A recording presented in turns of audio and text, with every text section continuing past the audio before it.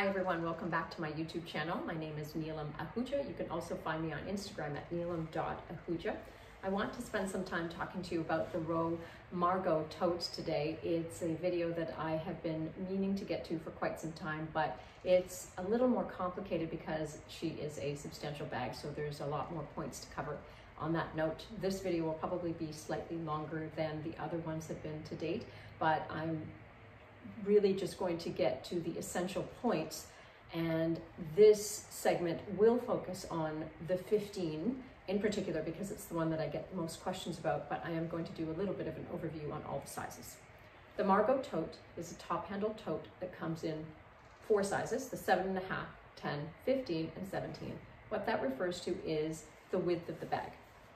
So the 7.5 is 7.5 inches across. The 10, and this is the 10, is 10 inches across. The 15 is 15 across, and the 17 is just a bit longer than that.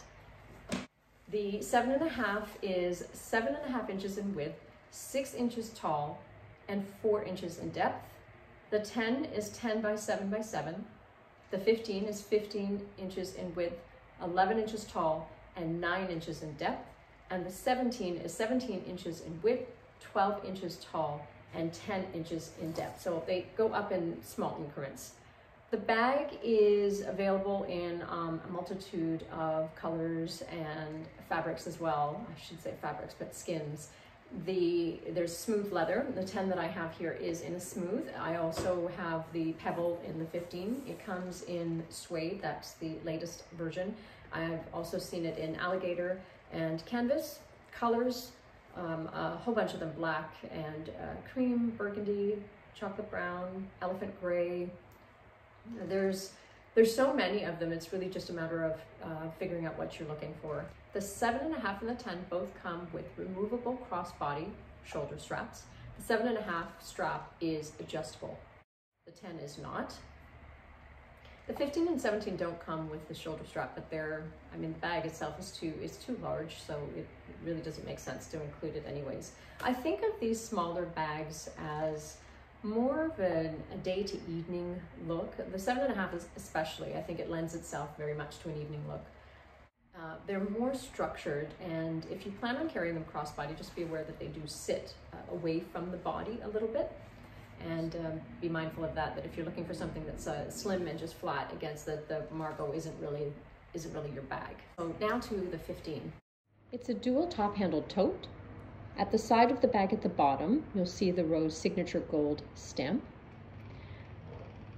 Both sides have an expandable buckle with the Roe engraved on the top of each one of the buckles. The inside of this particular tote is lined in canvas. That's what they refer to as the airbag. Usually it's in suede. The main compartment is open. It's a lobster clasp closure with one zippered pocket on one side and 2 open pockets on the other side. And the bottom has 4 protective feet. One thing to mention there too about that is that the Roe is stamped on the bottom, and these two, the Roe is written this way, and these two, it's upside down, so they face each other. I don't really know if there's any dupes out there, but I guess that would be one point to look for. The smooth here I have in the 15 in the saddle color, and I have the 15 in the black pebbled leather. The smooth is absolutely more delicate, so it's going to scratch more easily and be a little bit harder to take care of. The pebble is resilient. I had cut my fingernails and forgot and reached for the bag very quickly, and I thought I'd scratched it and really don't see the mark there. But with the saddle, but with my smooth, absolutely I would have seen it right away. Even little tiny blemishes show up, but I don't care. If you're someone who is more particular about that, then the smooth probably isn't for you. I don't really care either way, but I do find the pebble is just more durable all around. The suede is going to be much like the smooth, but harder to manage and maintain. The other thing as well is the smooth leather version of this bag is stiffer. It holds its shape more than the pebbled leather. When my pebbled baby arrived, she was a bit sloppier than I think she needed to be. I know this is a soft version. That's the idea. It's slouchy and it's more casual and laid back, but If you can see, there's like a little bubbling or buckling on the sides that it didn't need to be that. I think it was just not packaged as properly or as carefully as it could have been. It doesn't matter, over time it would have been slouchy anyway, so it's okay. The buckles on the side are expandable, as I've mentioned before, and I've undone them here just so that you can see the effect of how it looks. And here's the inside, it's empty, which brings me to like the point, because as I'm holding it, I'm just quite aware about how light the bag is. I get that question a lot about this. Is this bag heavy? No, it's not. Certainly not compared to my Hermes Kelly bag. This is definitely a lighter bag. I put it on the scale just so you could get an absolute idea of the weight of it. It's 2.5 pounds. This is the Air version, which is the canvas lined, 2.5 pounds. The smooth one that I have is lined in the classic suede, and it is 2.7 pounds. So you can see there's not much of a difference between the two. I don't have the 17. I'm gonna guess it's around 3. The issue is going to be what you're using it for. So if you're treating this bag as an overnight bag, and it is the perfect size for that. It's perfect for a change of clothes, shoes, cosmetic case, phone, wallet, all those things. If you're using it as that, for that purpose, it's obviously going to be weighed down, but with your contents, not the bag itself. I personally take it around as a shopping tote. So I carry it around through the day.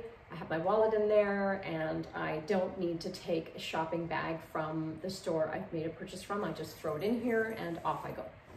I really do find it to be a really stylish and chic tote that also functions as a shopping tote. The other question I get often is, can you fit it over your shoulder? It's a tight fit, it's snug. Certainly when I'm wearing a coat, I can't get it over my shoulders, but I'm wearing just a thin shirt right now and it goes over, but very snugly. But I think with a t-shirt it'd be okay. It's definitely not like the Park tote, which has a longer handle drop and it's meant to be over the shoulder. This is meant to be carried by hand, and if you're petite and you can fit it over your shoulder, it looks great like that too. The other question I get asked a lot is, what can I fit in the bag? You know, I will talk very briefly about a couple of things. So as I mentioned before, there's a zippered pocket on the inside, and then there are 2 small, like smaller sleeve pockets that you could either put your cards into or your phone. I have the 11 Pro. My husband has a larger one. I want to say it's the X. And interestingly enough, both of them fit in the smaller pocket of the 2, which means that if you have a larger phone, both pockets work. And I think the X got in tightly. It wasn't difficult to get it in and out, but it was a tight fit, where my 11 Pro just slides in and out of that small pocket. One of the things I'll also mention about the pockets is, while they're both obviously the same in height, the smaller one is about 4.5 or 4 inches wide, and the other one's 5. But the smaller pocket comes out a bit further, so the mouth, it's a little deeper, so you can get your phone in. Do I carry it all season? I mean, obviously in the summer it's a heavy bag. I still like the look of it, so I don't mind. I love the black pebble because, as I said, it is durable, it's resilient, and we have very snowy winters here, and there's salt everywhere. So I don't mind carrying this one. I don't carry this one in the winter. I'm very protective of this one because I don't want any salt stains, and I think that's the beauty of the pebbled leather. I worry about it less. The smooth leather's like a brand new car, and the pebbled one is like a slightly used car. So I'm not as careful, and it's more functional. You know, it's important because it's pricey, so you want to be able to take it out with you and not be worried about it. Let's talk about what you can get in the bag. I've actually borrowed my daughter's MacBook.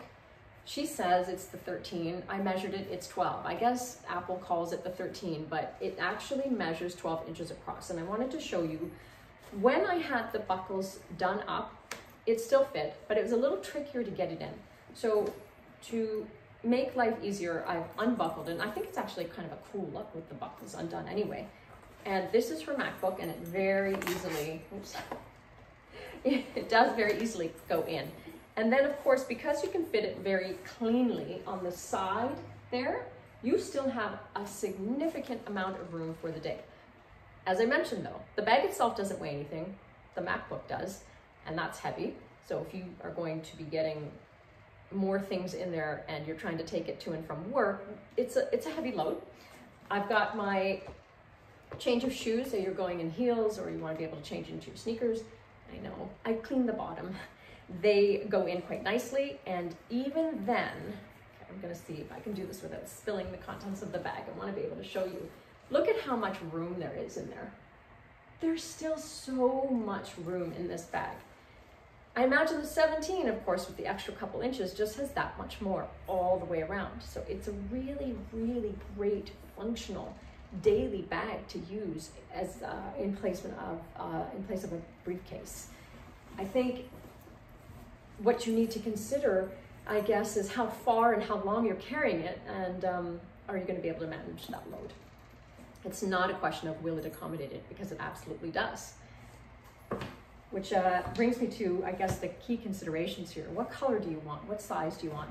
I'm 5'2", as you may know. If you follow me on Instagram, you've seen me toting my 15 around everywhere. I don't find the bag overwhelming for my size. Some may think it's a big bag and maybe too big, but I don't mind it.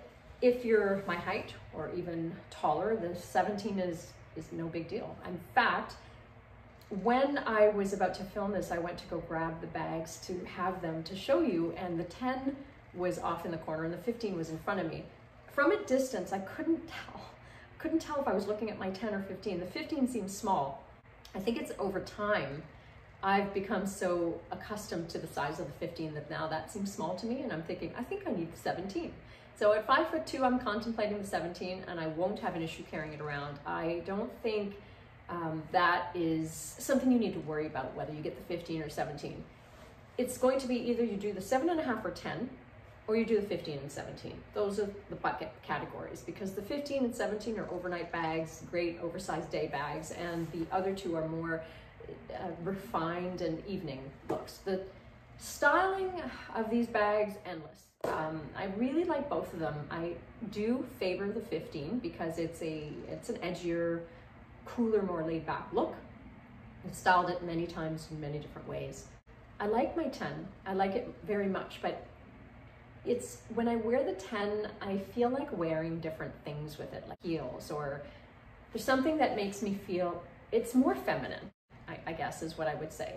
But I like them both very much. The availability right now, it's not often I see the 7.5 as much anymore, or the 10s.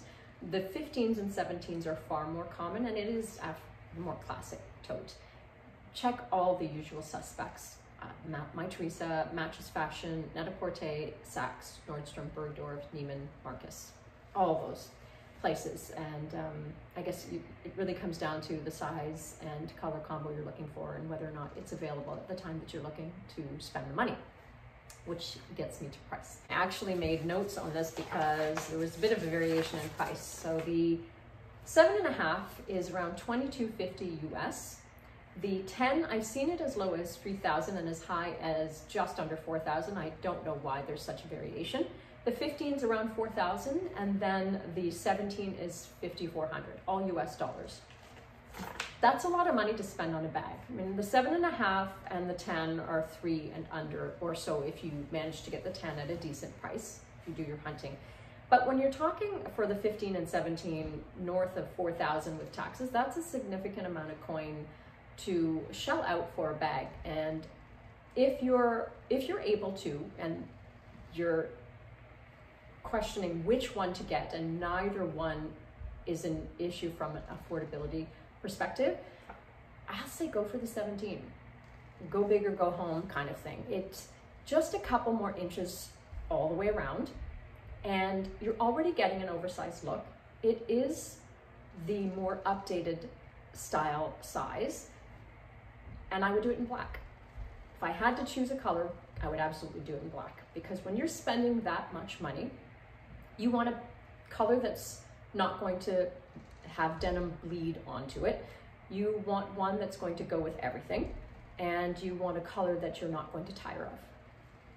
I hope this has been helpful. What I'm going to do now is put up a very quick cheat sheet for you, and if you want, you can save it, print it. I hope I haven't made any errors. If I have, please let me know. There's all the specifications there noted, and some of the differences that I've mentioned, as the 7.5 and 10 come with the strap, and the 15 and 17 don't. The card pockets inside and the sizes, things like that. It's been my pleasure to review the Margot with you. And if you have any questions, feel free to reach out. I do try and answer and respond to each and every one of you. And if you'd like to, please join me on Instagram as well, again, at neelam.ahuja.